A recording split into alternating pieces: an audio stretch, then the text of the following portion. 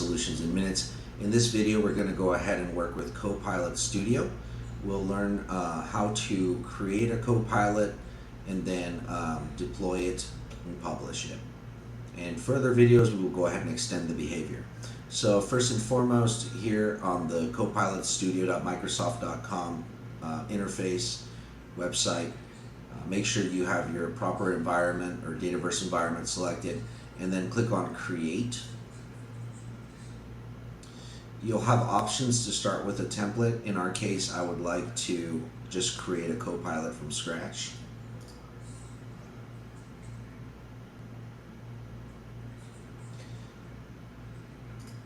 And our Copilot wants to know in a few sentences, how will it assist our users?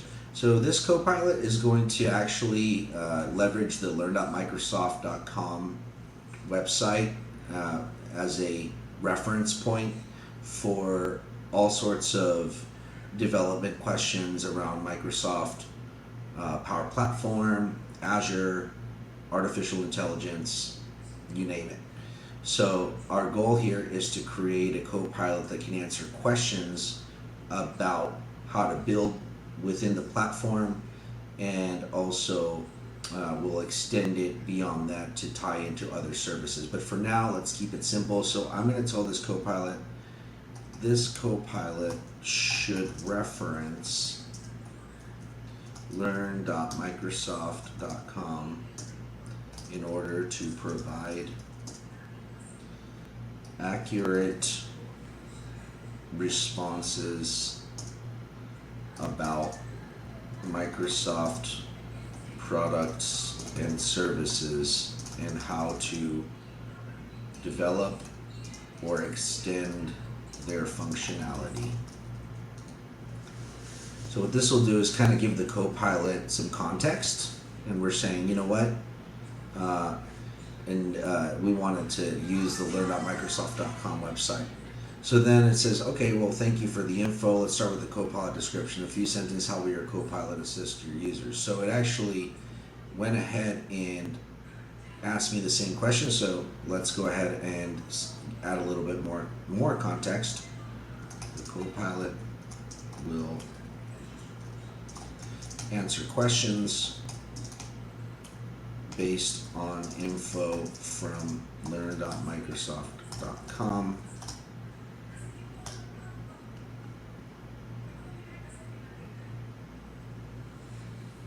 See if it gets it this time. Sometimes if you're too verbose with what you're doing, it doesn't quite get it. Here you go. So it says, great, your Copilot will answer questions based on information from learn.microsoft.com. Do you have any instructions for how your Copilot should assist? For example, a specific tone. Okay, so we want to kind of identify here kind of what the personality of the Copilot is.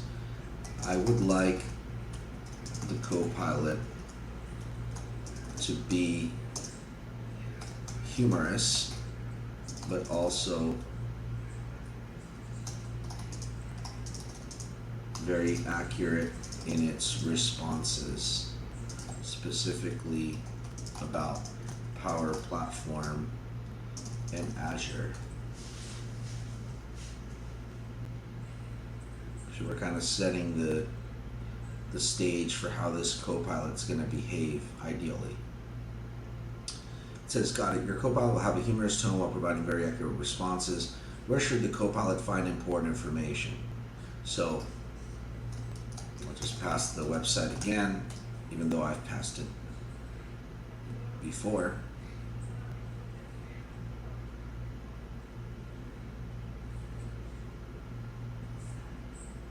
Are there any topics or tasks this Copilot shouldn't help with or talk about?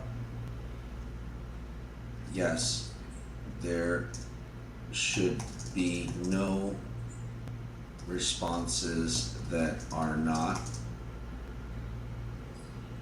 provided by learn.microsoft.com.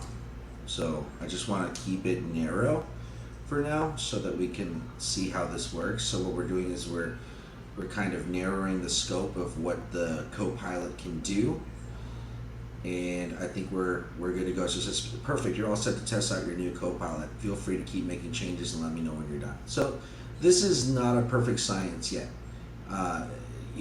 Providing the Copilot the context for how it should behave. I think really what we'll see in other videos is that we're going to extend our Copilot with different topics and actions and integrations, and that's really going to define how this truly behaves. But at a base level, it is important that we understand that we can interface with this, we'll call it the vanilla Copilot when you're creating it, and determine what its behavior could be like, as well as the level of, or the type of data that we're going to be receiving back from it when we provide a prompt.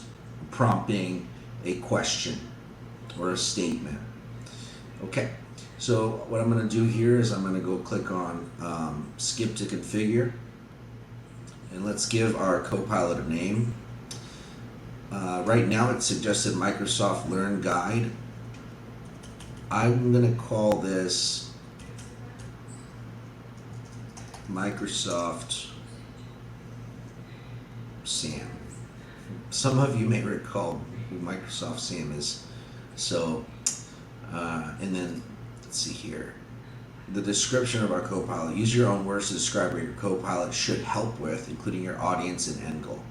The Copilot will answer questions based on information from learn.microsoft.com. It will provide step-by-step instructions for performing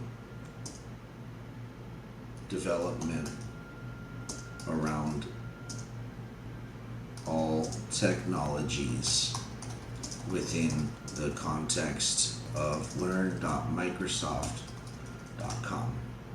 So by doing that, we can essentially, we can say, let's broaden this to make sure that any technologies that are part of the learn.microsoft.com website and all those reference and documentation, it uses all of that to provide us very, very intricate or step-by-step instructions on how to perform some sort of task, how to build something. Perhaps it's a query, perhaps it's an expression in DAX for Power BI, maybe it's even how do you manage solutions in your environments, how do you create a resource group in Azure,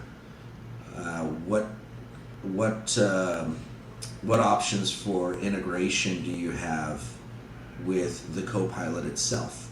And I think that'll be really interesting for us to tap into that. So there's a lot of possibility here, a world of possibility. We'll say your name is Microsoft Sam. You answer questions based on information from learn.microsoft.com. Okay, and it's going to be, hopefully it'll be fun. We could add another website as a reference, but I think we'll just stick with learn.microsoft.com for now. So let's go ahead and create this Copilot.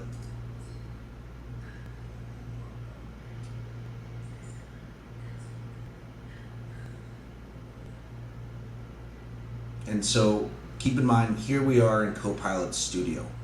So Copilot Studio gives us the ability to essentially test our Copilot in real time before we've even published it or even hosted it anywhere else. This Copilot is only accessible right now here within Copilot Studio within the context of my Dataverse environment. So with that being said, what we're going to do here is let's ask a question and test this guy out before we actually publish our Copilot, just to see what the behavior is like.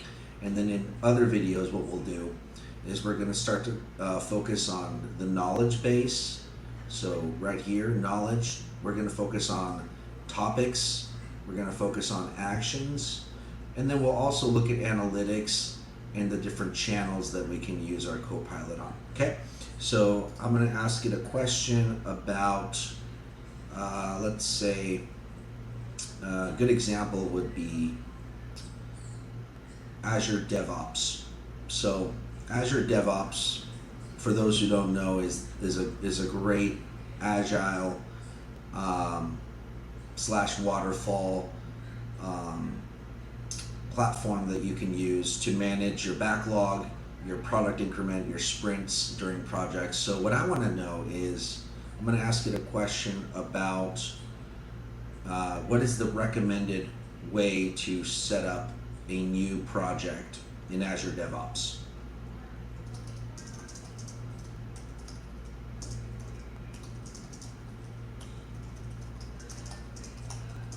And then we'll expand on that a little bit. So let's see what we get back.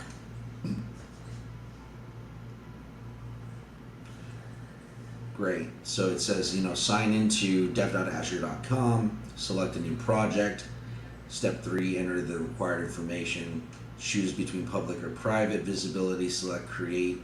After creating the project, you can further manage it by inviting team members and things like that. There's a bunch of things you can do, right? And so this is nice. This is helpful.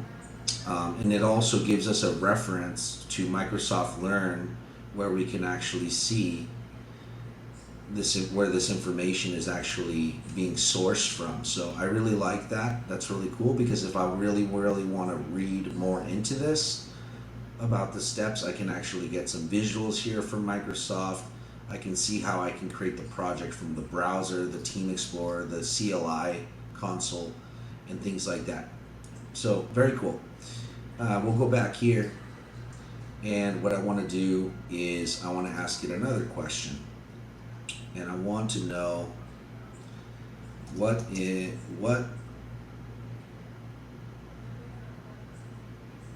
is the definition of an agile project in Azure DevOps. So this is a more targeted question. Let's see what it comes up with. Once again, leveraging learn.microsoft.com, and it gives us a description of what agile means, and then how that ties into boards and sprints and backlogs and all of that. So pretty cool. I like that. I'll ask it one final question for now before we start extending the behavior of our Copilot, but I think it's already behaving in a way that is useful to us. So Microsoft SAM is essentially something that we could use consistently for development. And I'll give you an example. Give me a DAX formula for calculating the percentage of contacts that have parent accounts. Let's see what we get back. So from a development perspective, we've got, you can use the path contains function in DAX to calculate the percentage of contacts that have parent accounts. Okay, that's helpful, but it doesn't tell me not enough information. So please elaborate on the steps to take, specifically the DAX formula for calculating the contacts that have parent accounts only.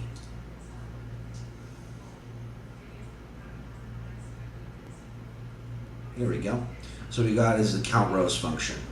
It says calculate the total number of contacts, divide the count of contacts with parent accounts by the total number of contacts, multiply that result by 100 to get the percentage. So it says, for example, if you have 13 contacts in total and 3 of them have parent accounts, the calculation would look like this.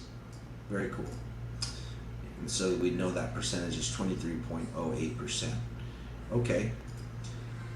Now I'll ask, what if I want to know how many contacts have activities associated with them? And so that's kind of a question that's not directly asking about Power BI, but look at what this does. The method to determine the number of contacts with associated activities in DAX involves using the calculate function to evaluate expression. And that gives us information that is useful. We could always go to the link and see the formulas, but I'm going to say provide a sample DAX expression for the above.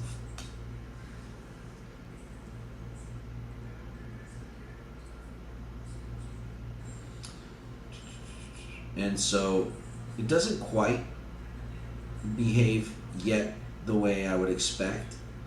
But if we do go to this page here, it is at least essentially doing, here's the syntax. So we can copy this, and you have your expression that you have to evaluate, and then your filter, and etc.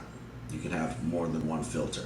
But it is giving us the schema, or the way to essentially perform this DAX calculation. So I think that's really, really useful.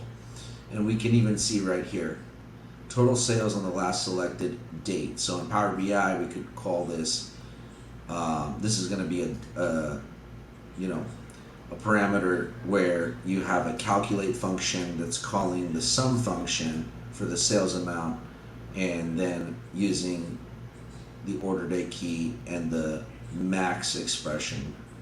So what it's doing is, it says beginning with the September 2021 release of Power BI Desktop, the following also apply. And so we get a lot of information. I think it's really useful.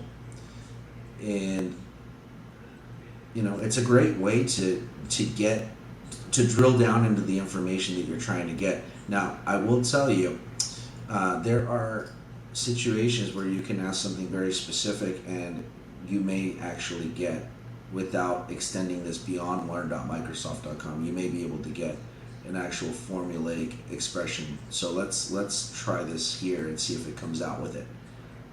We're going to say, it's called the Haversine formula. So please provide an example of using the Haversine formula in a DAX expression to calculate the distance between two locations. Let's see what this comes back with.